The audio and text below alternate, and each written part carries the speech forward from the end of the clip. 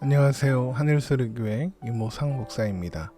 오늘 나눌 말씀은 누가복음 5장 12절에서 16절의 말씀입니다.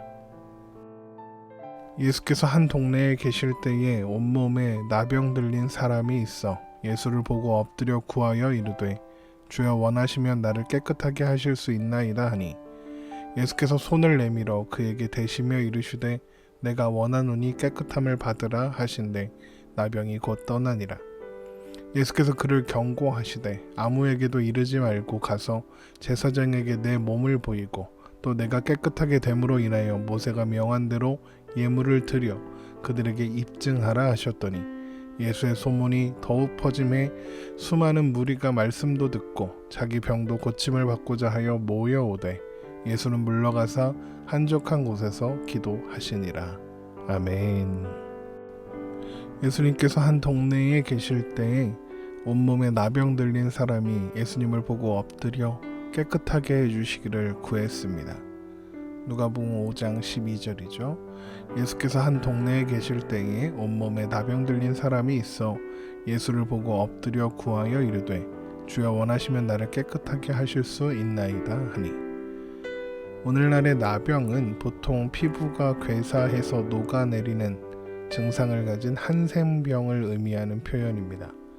그러나 옛날에는 한센병이 아니어도 피부가 손상되는 모든 종류의 피부병들을 나병이라고 불렀습니다.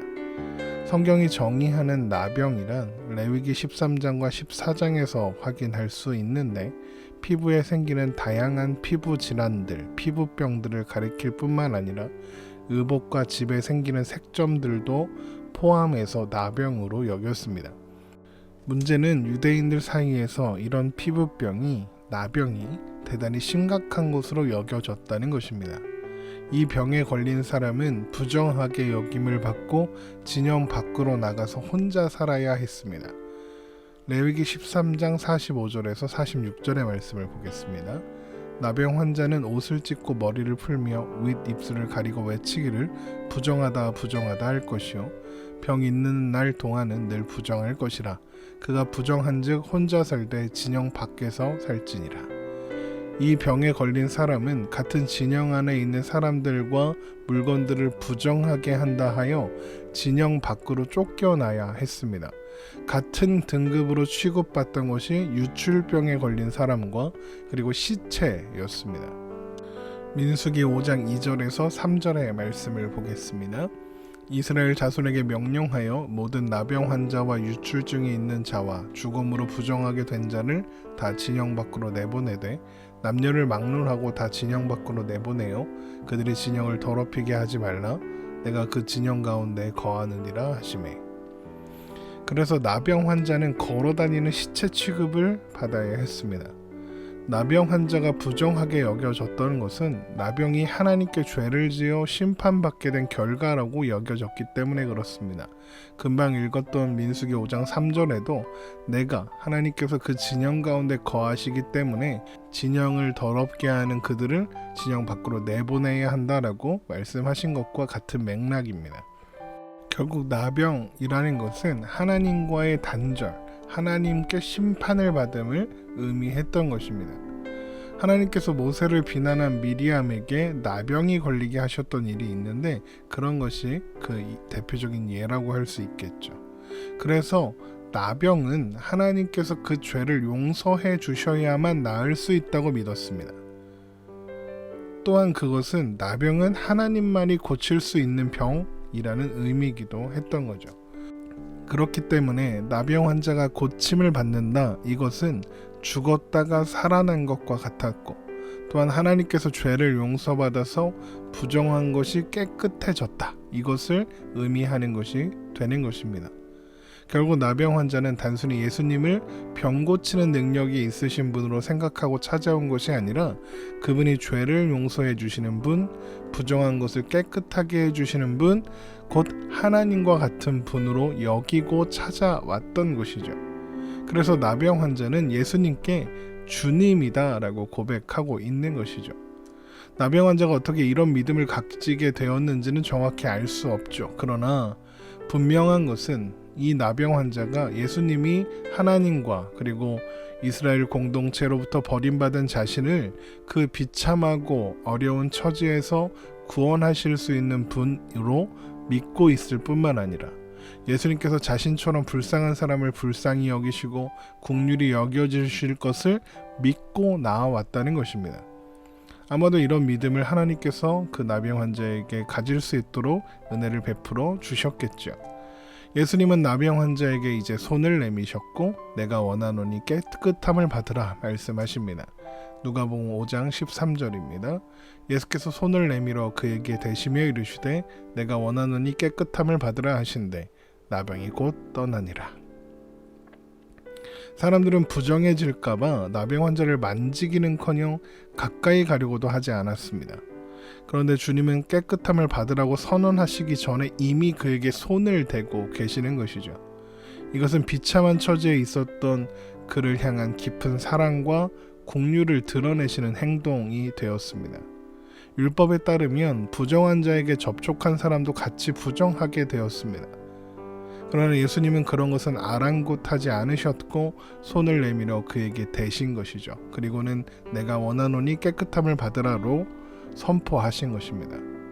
이것은 예수님께서 죄로 인해서 비참하게 살아야만 했던 부정한 사람들을 깨끗하게 하실 수 있는 분이시라는 것을 보여주는 사건입니다. 주님은 자신을 죽음에 내어주시고 십자가에 못 박혀 피 흘려주심으로써 그들의 죄와 부정함을 담당하시고 모든 죄와 부정을 깨끗하게 하시는 분으로 이 땅에 찾아오신 것입니다. 그렇게 예수님께서 내가 원하노니 깨끗함을 받으라 이렇게 선포하시자마자 나병이 떠나고 환자의 병이 나았습니다. 예수님을 찾아온 나병 환자는 하나님으로부터 끊어지게 한 절망과 고통에서 구원을 받게 되었던 것이죠.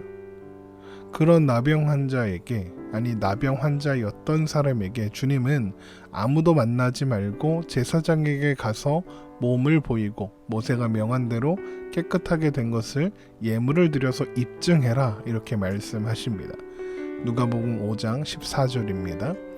예수께서 그를 경고하시되 아무에게도 이르지 말고 가서 제사장에게 내 몸을 보이고 또 내가 깨끗하게 됨으로 인하여 모세가 명한 대로 예물을 드려 그들에게 입증하라 하셨더니, 이것은 레위기 13장에서 14장에 나오는 규례로 제사장은 피부색의 변화와 털의 색깔이나 또 피부의 염증 같은 것들을 근거로 해서 나병을 판단하는 역할을 했습니다. 또한 나병이 나았을 때 이것을 확인하고 정결 예식을 행함으로써 그것을 입증하고 사회로 돌아올 수 있다고 인증해주는 역할도 제사장이 했었습니다. 이것은 예수님께서 행하신 일이 제사장들의 인증을 받아야 한다 이런 의미가 물론 아닙니다. 예수님은 이미 나병이 떠나서 깨끗하게 되었음에도 불구하고 제사장에게 가서 이것을 보이라 말씀하신 겁니다. 예수님께서 이렇게 하시는 것은 하나님의 진영 안으로 돌아가는 것이 회복의 완성이기 때문입니다. 나병 환자는 병이 발병하고 그것이 발견되면 진영에서 쫓겨나게 됩니다. 이것은 단순히 공동체에서 소외되고 공동체에서 쫓겨났다 정도를 의미하는 것이 아니라 그 진영의 주인 되시는 하나님으로부터 단절되었다는 것을 의미했습니다. 진영은 하나님께서 백성들 가운데 거하시고 그들을 통치하시는 영역을 의미했기 때문이죠. 레위기 26장 11절에서 12절의 말씀을 보겠습니다. 내가 내 성막을 너희 중에 세우리니 내 마음이 너희를 싫어하지 아니할 것이며 나는 너희 중에 행하여 너희의 하나님이 되고 너희는 내 백성이 될 것이니라. 이렇게 진영은 성막을 중심으로 해서 하나님이 임재하시고 하나님이 거하시며 하나님이 그들에게 복을 주시고 그들을 통치하시는 영역으로 여겨졌던 것입니다. 그렇기 때문에 예수님께서 이 나병 환자였던 사람에게 제사장에게 그 몸을 보이고 깨끗하게 됨으로 인하여 예물을 드리고 입증하라 이렇게 말씀하시는 것은 이제 나병 환자가 치유되었으므로 진영으로, 하나님의 진영으로 하나님께서 함께 하시고 다스리시는 그 자리로 돌아가야 한다는 것을 말씀하시는 거죠. 하나님 나라 백성의 자리로 회복되는 것입니다. 그리고 이것이 완전한 회복인 것이죠. 비록 이스라엘 백성들의 죄악됨과 무지함과 무질서로 인해서 당시의 현실로서는 그 의미가 많이 퇴색되어 있었지만 진영으로 돌아가는 것이 가지고 있는 그 영적인 의미가 중요했기 때문에 주님은 이것을 명령하시는 것입니다. 이 사건 이후 예수님에 대한 소문은 점점 더 퍼져 나갔고, 그리고 그 소문을 들은 수많은 무리들이 말씀을 듣고 또한 자기의 병을 고침받기 위해서 예수님께 모여들었습니다. 누가복음 5장 15절입니다. 예수의 소문이 더욱 퍼짐에 수많은 무리가 말씀도 듣고 자기 병도 고침을 받고자 하여 모여오되, 그들은 아마도 나병 환자처럼 사회로부터 외면받고 소외받는 사람들이었을 것입니다. 그들에게는 더 이상 소망이 없었던 것이죠.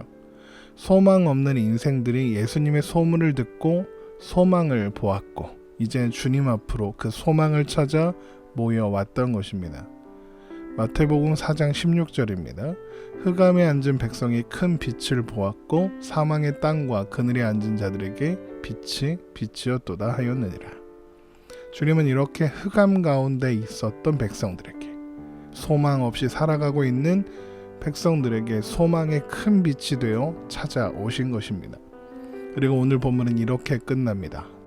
누가복음 5장 16절입니다. 예수는 물러가사 한적한 곳에서 기도하시니라.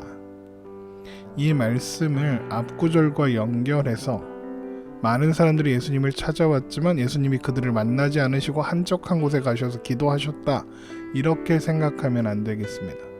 이 말씀은 수많은 사람들이 예수님을 찾아와서 바쁘셨지만 예수님은 종종 시간을 마련하여 한적한 곳에서 기도하셨다라고 번역되는 편이 훨씬 이해하기 쉬우실 겁니다. 예수님은 이렇게 종종 시간을 내어 한적한 곳에 가셔서 기도하셨습니다.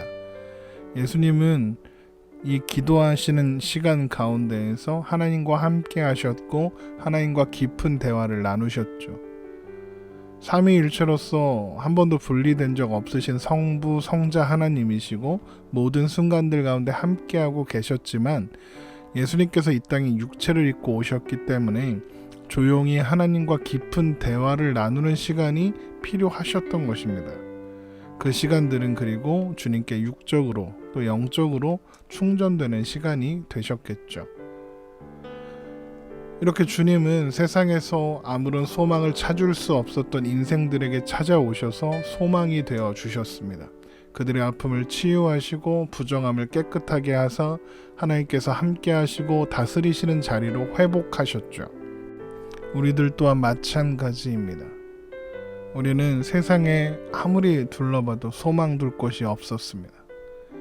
그러나 주님께서 우리의 삶에 찾아오셨고 우리의 영원한 소망이 되어 주신 것입니다. 아무리 둘러보아도 세상에 마음 둘 곳, 세상에 소망 둘 곳이 없었죠. 그러나 주님이 우리 인생에 찾아오셔서 우리를 구원하심으로 말미암아 우리에게는 영원한 소망, 하나님 나라의 소망이 생기게 된 것입니다. 여러분, 그 사랑이, 그 은혜가, 우리를 찾아오신 그 놀라운 사랑이 우리의 죄를 사하시고 정결케 하셔서 하나님께서 다스리시는 자리, 하나님 나라의 백성의 자리에 세워주신 것입니다. 우리는 오늘도 하나님 앞에 그렇게 살아가고 있는 것이죠. 우리는 그 놀라운 사랑, 그 놀라운 은혜로 부름받은 사람들입니다. 바로 이 말씀을, 이것을 기억하며 오늘도 믿음 안에서 담대히 살아내는 저와 여러분 되시기를 주의 이름으로 축원합니다.